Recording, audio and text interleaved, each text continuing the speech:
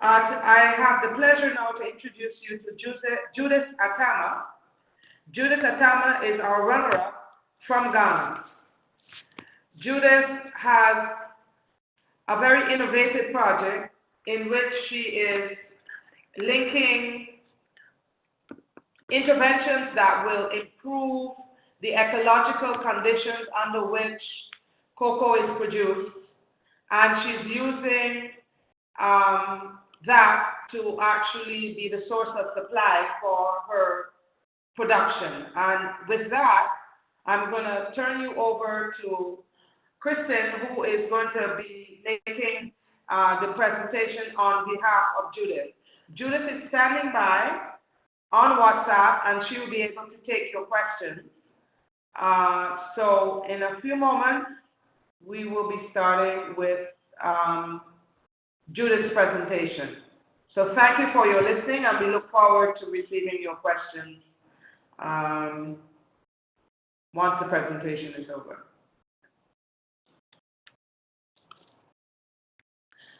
Okay, thank you, everybody. So I will be sharing Judith's presentation, and Albert Einstein once said that humans will go extinct years after the last bee dies. So we need to have them alive as to get the sweet honey and to benefit from them. Judith Attamah is the founder of JA24 Foods. JA24 Foods is about healthy foods and healthy people. Judith believes in teamwork, and she has multiple team members on her team, of which she is the general manager. She has Charles Seklu, the deputy manager, Akinis Agabini, the project coordinator, and Albert Arthur, who is the sales executive. At JA24 Foods, they package and retail pure honey to retail outlets in the cities around Accra, Ghana, and around Ghana. This is what the honey that they produce and the brand looks like when it's marketed on the shelves of these stores. The honey is sold to middle-income people who are, usually around the age of 25 and older, and very conscientious of their health. Judith sees that the market opportunity around Ghana is exporting, not only creating the honey in Ghana, but exporting to the EU market and other markets around Western Africa. Currently, the targets are not high enough to meet the demand, but it is on the roadmap to expand to that size. The sales graph shows, later that will show you, shows how the local demand has been increasing and increasing steadily over time. The next slide shows you what some of the competitors in the space of honey are creating and doing. So this is some of the packaging and the ways that honey is being sold in various areas around Ghana, both in supermarkets and in stalls in neighboring markets. Honey World honey is the preferred choice of honey because of the high quality, the high ease of affordability, and the excellent service. In Honey World honey can regulate all of the factors that go into the honey and create a really consistent product of unifloral honey. The honey is also certified by the FDA and is always produced, packaged, and sold under hygienic conditions. With a focus on excellent customer service and door-to-door delivery, Honey Bee Honey is poised to take over not only Ghana, but Western Africa. The honey itself is packaged in PET bottles in 3 different sizes, and it is marketed, which is the 350 milliliters, the 1 liter, and the 4.5 liters. It's marketed through mass print and social media, trade fairs and shows, and electronic and print media. And the delivery is also direct to consumer, delivered in boxes to retailers and wholesalers and door to door. Currently, there are 4 employees, 3 part-time and 1 full-time. And In the retail outlets, we've been increasing by over 100% month over month, from 30 outlets in 2015 to 65 outlets in September 2017.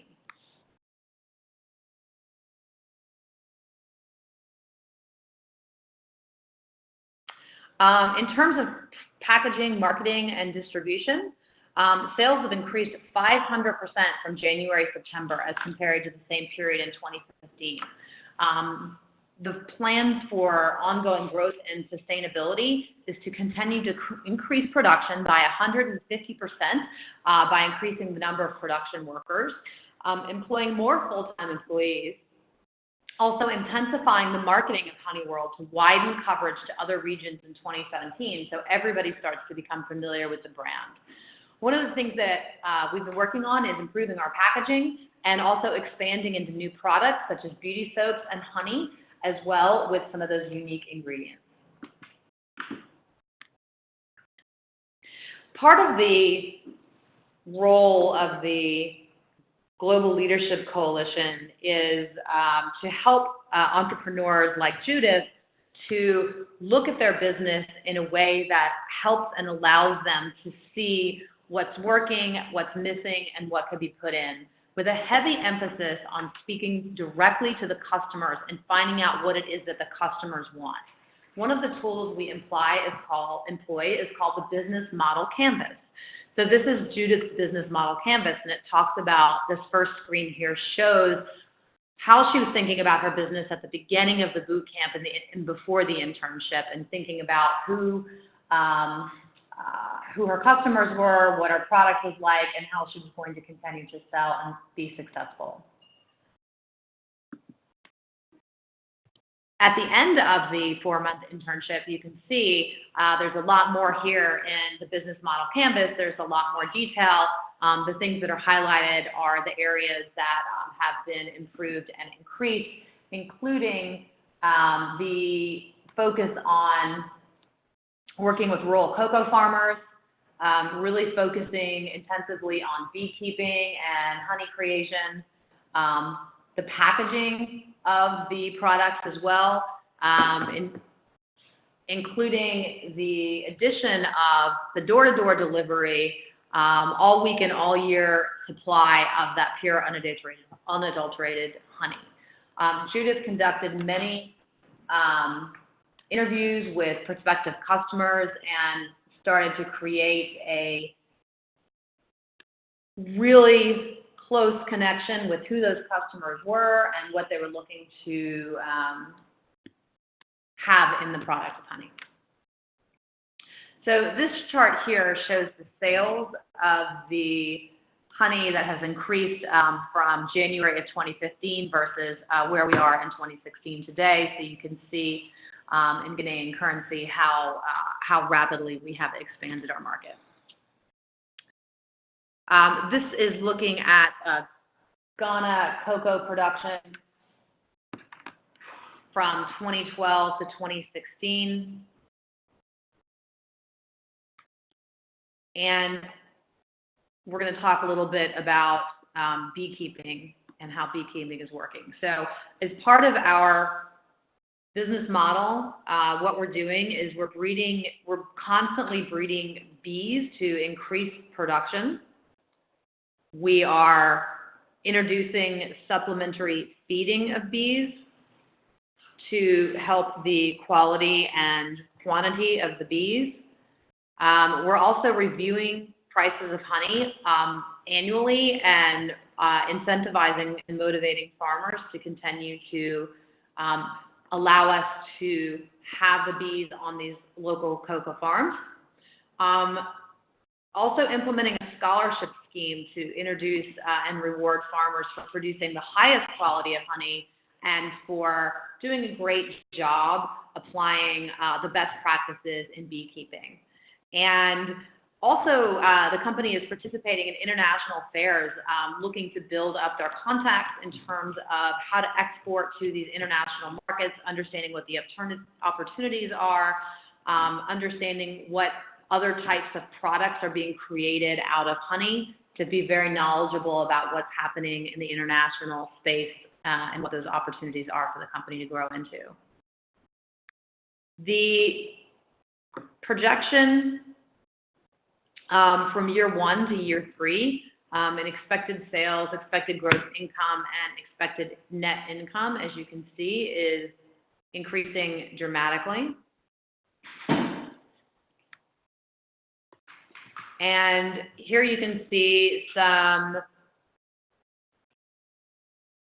photos that show some of our partner cocoa farmers from various areas around Ghana. This slide shows the how the honey is distributed after harvest, and you'll see that we're sharing the honey with the local cocoa farmers. So JA24 Foods will receive 50% of the yield. The cocoa farmers will receive 25%, and then 25% of the rest will go towards debt recovery. Judith would like to thank you very much for listening to information about her project. She is excited to share more. She believes this project has a lot of prospects, and she's looking for partners in terms of investment, additional help in increasing pollination to increase yield, ideas around generating alternative income for rural cocoa farmers, and really sticking to her vision of reducing poverty and helping the people of Ghana, West Africa, and the world to eat healthy. So Judith invites you to contact her if you're interested in investing in a project of growth and if you're looking for a good return on that investment. So looking to see if there's any questions out there about Judith's projects or any comments that would like to be made.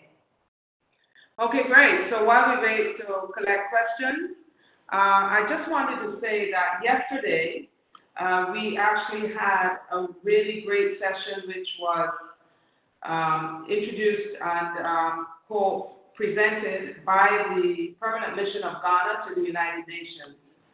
And one of the things that we wanted to demonstrate yesterday was that these young people, because they are selecting projects and interventions that are linked to national priorities, are engaged in contributing to the Sustainable Development Goals, which were adopted by the United Nations member states in 2015, and these are goals which would contribute to really the transformation of the conditions in the world by the year 2030. So Judith's project is just one such example. And one of the things that I want to mention is that she's actually linking her intervention in the agriculture sector to many of the goals, including reduction of poverty, including ensuring that we have an environment that is sustainable, ensuring that as a female entrepreneur, women are taking their leadership and stepping into their leadership. And these are just a few examples of how Judith, as an entrepreneur, is contributing to the Sustainable Development Goals. One of the questions that arose yesterday, and we will pass that on to Judith. She's standing by on WhatsApp, so let's see WhatsApp. Hold on. Is the whole question of the future sustainability of her project in terms of its growth and the financial calculations that she has made that demonstrate that her project is going to be sustainable. So Judith, we'll give you a few moments to talk about. Is there a question for Judith? Yeah. We got to send it to her. How do we send it to you? What is the question?